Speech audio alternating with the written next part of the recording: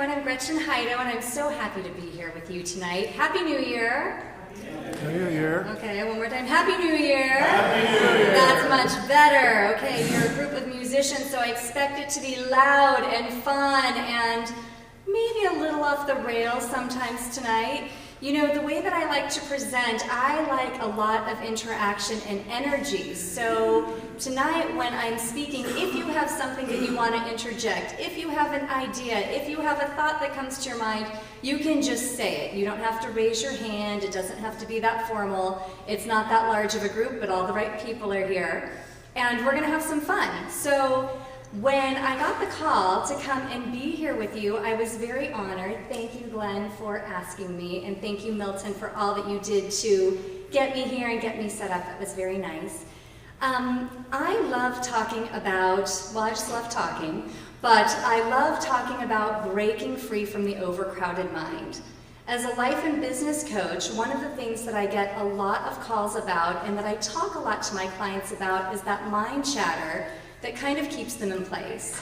The mind chatter that tells them that they're not good enough, the mind chatter that keeps going and maybe even keeps them awake at night. Do any of you relate to that? Raise your hands. Interactive group. Yes. Okay. So, how does it sound to you to learn some tips tonight to quiet your mind chatter? Good? Thumbs up? Okay, good, because we're going to do that. Now, just a little bit about me. I've been a coach for over 10 years. I also have a public relations business, and that was how I got into coaching.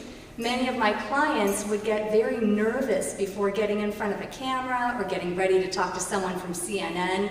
And what I found was, not only was I doing media relations for them, but I was coaching them. So I made sure to go out and get all the proper certifications so that I could really call myself a professional coach.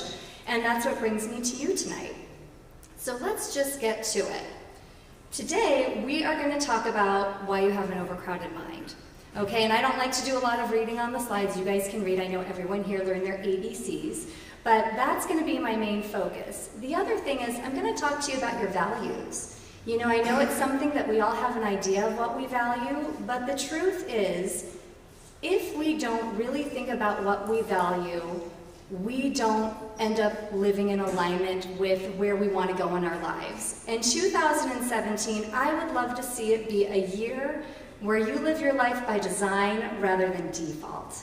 And what do I mean by that? How many of you have had that experience of Groundhog's Day where you feel like you're just getting up every morning and it's the same thing over and over and over? Show of hands. Yes. Yeah. Oh, I'm going to mess you up then tonight. It might hurt just a little bit in all the right ways. You know, here's the deal. Groundhog's Day is fine, and sometimes you're having a great Groundhog's Day. But the truth is that if we don't set our intentions, we don't get anything different. And while we've just had the passing of another year, and people tend to like to set resolutions at the new year or their goals, most people give up on them within 15 days of the new year starting.